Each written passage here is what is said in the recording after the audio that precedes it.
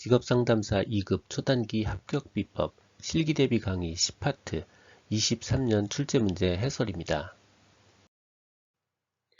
기혼 여성의 경제활동 참가율을 낮게 하는 요인 6가지를 쓰는 문제입니다. 사실 알고 보면 어렵지는 않은데 무려 6가지를 기억하는 게 쉽지 않아요. 그래서 두 가지씩 이렇게 잘라서 외우는 게 쉽습니다. 첫 번째는 육아와 가사에 관련한 문제예요. 육아에 관련한 문제, 자녀 수가 증가하면 당연히 경제활동 참가율 낮아지고요. 가계 생산기술, 즉 세탁이나 요리 같이 가사노동에 시간을 많이 써야 된다. 이래도 경제활동 참가율이 낮아지게 됩니다.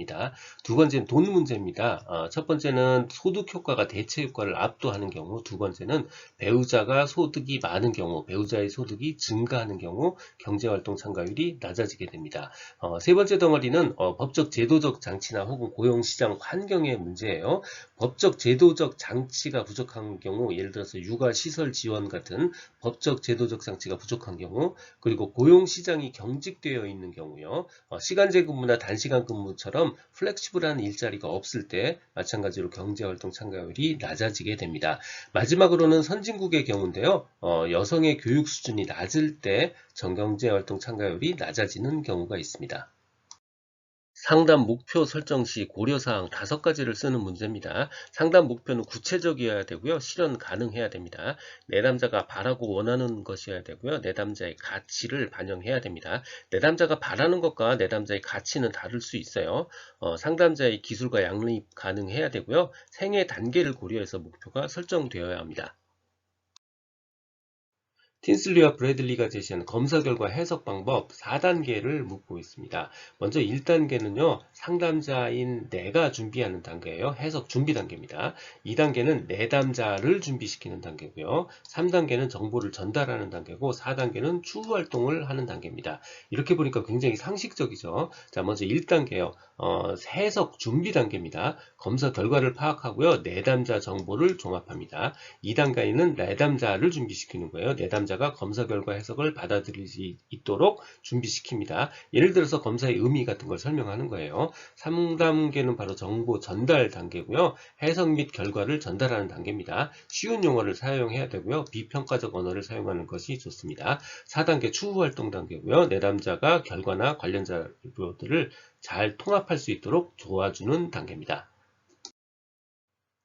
슈퍼의 경력개발 5단계 개발 방법을 적으라는 문제입니다. 슈퍼의 진로 발달 이론은 2개가 있습니다. 발달 단계에 관련한 개념이 있고요. 발달 과업에 관련한 개념이 있어요. 여기서 단계는 1단계, 2단계 할 때 그 단계입니다. 스테이지고요. 과업은 타스크예요. 그러니까 해야 될 일, 그러니까 숙제 같은 걸 이야기하는 겁니다. 여기서 개발 방법은 과업이 아닙니다. 그래서 개발 단계를 묻는 걸로 현재는 파악이 되는데, 문제의 정확한 워딩을 알고 계신 분이 있다면 꼭 댓글을 남겨주실 걸 부탁드릴게요. 슈퍼의 경력개발 5단계입니다. 우리 1차 필기시험에서도 많이 나왔죠. 바로 성탐, 확, 유, 쇠입니다. 성장기, 탐색기, 확립기, 유지기, 쇠퇴기요. 자, 첫 번째 기억해야 되는 건 바로 이 모든 숫자는 다 4자 돌림이라는 거예요. 자, 성장기는 14세까지고요. 탐색기는 24세, 확립기는 44세, 유지기는 64세, 나머지 쇠퇴기는 그 이후입니다.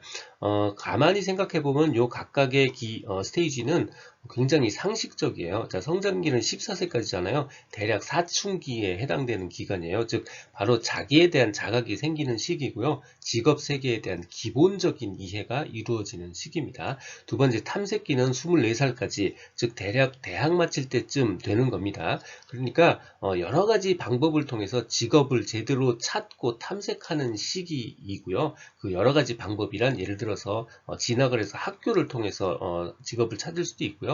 시간제 근무 같은 일을 통해서 직업을 탐색할 수도 있는 거예요. 자, 확립기는 44세까지고요. 적합한 분야에 제대로 이제 일을 시작한 겁니다. 적합한 분야를 발견해서 종사하는 시기고요.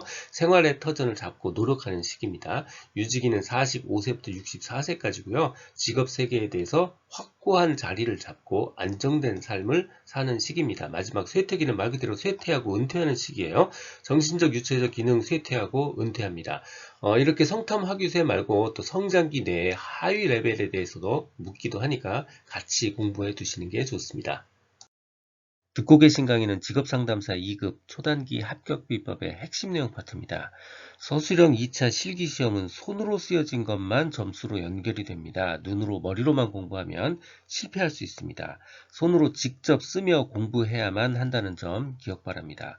답은 아는데 실제 출제 사례와 연결 짓지 못해서 틀리지 않도록 교재를 통해서 실제 문제 출제 사례 부분은 꼭 확인해 보시기 바랍니다.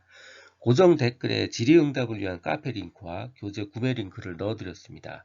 지금까지 라디캠지기 꾸벅이 박정규였습니다. 감사합니다.